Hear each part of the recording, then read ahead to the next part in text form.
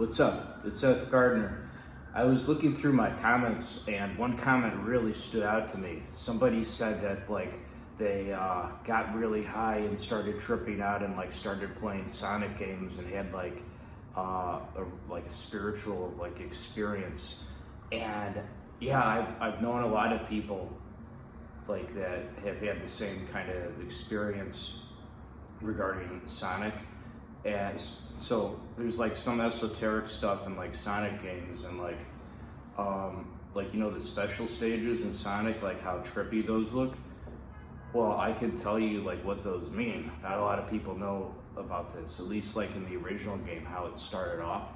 So there's something called the Sonic Bible, which was when Sonic the Hedgehog was first being made, the very first game.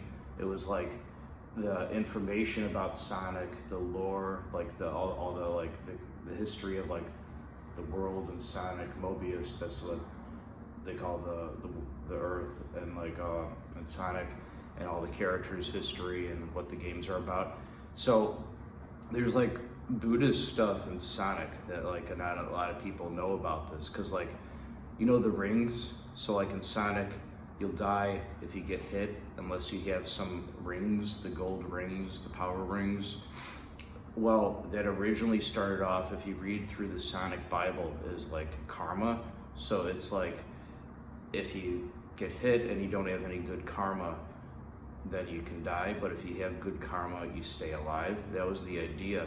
And I guess there's never really been an explanation for it otherwise. So it's still like that. And the special stages, it's to get there you need to have enough good karma, and they look like Buddhist mandalas, so the sand art and paintings, and also sort of the art in a lot of the tankas, if you get into esoteric Buddhism. And so it's the bad guy, Dr. Robotnik, or Eggman. So in the Sonic Bible, it says at first he was a good scientist.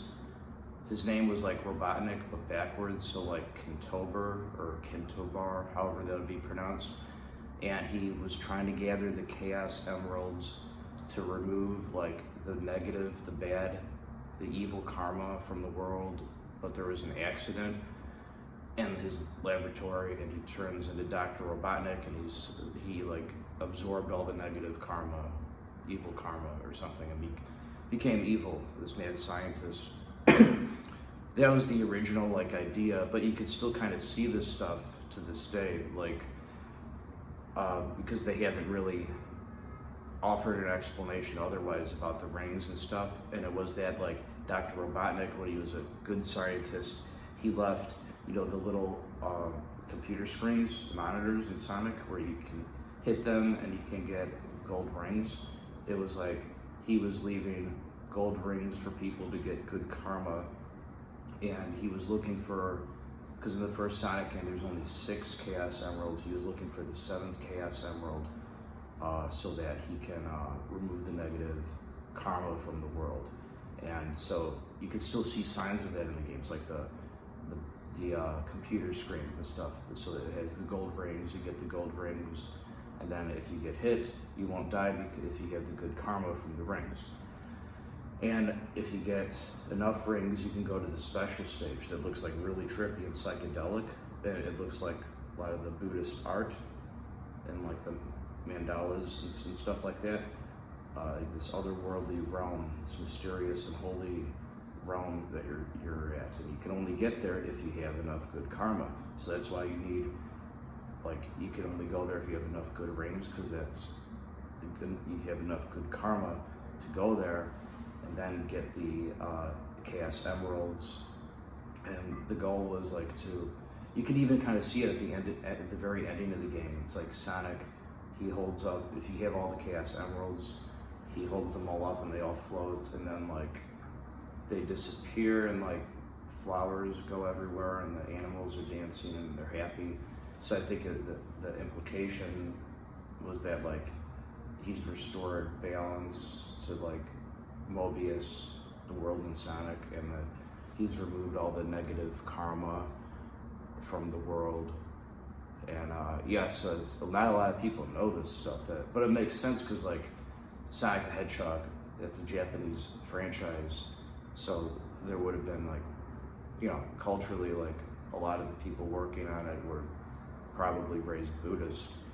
So yes, so to this day you can see like the Buddhist influence, and I've always heard people ask like, oh, what is these strange realms you go to, the special stages in Sonic, like how mysterious they look and religious. Well, that's why, at least that's what it originally started off as for like the very first Sonic game. So there you go, not a lot of people know that.